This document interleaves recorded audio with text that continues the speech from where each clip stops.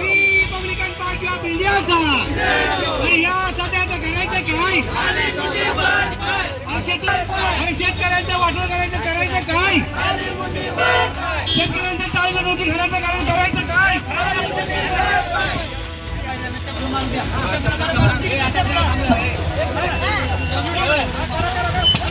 सदाभाऊ खातोय एसीचा वारा, सदाभाऊ खातोय एसीचा वारा, सदाभाऊ खातोय एसीचा वारा. आणि एक वडा दोन पाव, आणि एक वडा दोन पाव.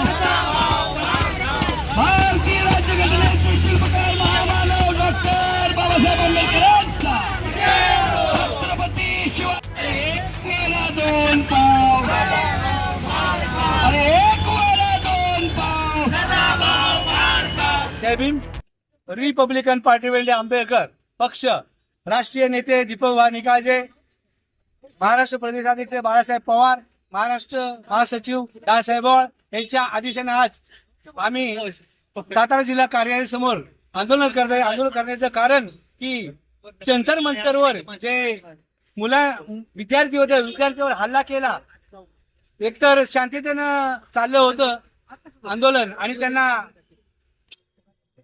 स्वरूप वेगळं आणलं, स्वतःच गाड्या पलटी केल्या, स्वतःच दगड आणलं आणि विद्यार्थ्यांना मारलं आणि ती विद्यार्थ्यावर काहीतरी आक्षेप लावला. आणि आज सदाभाऊ म्हणायची लाज वाटते मला. सदाने काय केलं की विद्यार्थी दहशतवादी आहेत असे म्हणले. अरे तू एवढ्या दिवस आंदोलन केली शेतकऱ्यांसाठी, काय कुणाचं काय भलं केलंच नाही, पण तिकडे गेला की चाटुगिरी करायला लागला.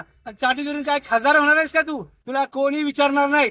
असं एक तर तुला काढून टाकतील पक्षातून, असं करतील. तू काय विद्यार्थ्याच्या नादी लागू नको आणि रिपब्लिकन पार्टी आंबेडकरच्या नादीच लागू नकोस. तू जर इथं आलास तर तुला सुट्टीच नाही. तू आता काय फिरकू नको इकडे साताऱ्यामध्ये, कारण का तुला लय त्रास होईल.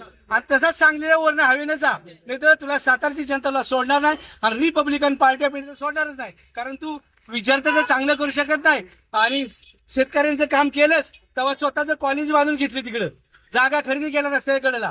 आणि तुझं काय पुराणं काढायला लावू नको आम्हाला. उगाच गप बस, चाटुगिरी करू नको. 50 पक्ष बदलून गेलेला आहेस तू. उगाच विद्यार्थ्यांच्या नादी लागू नको. विद्यार्थी असे आहेत कधी तुला गायब करता कळणार नाही.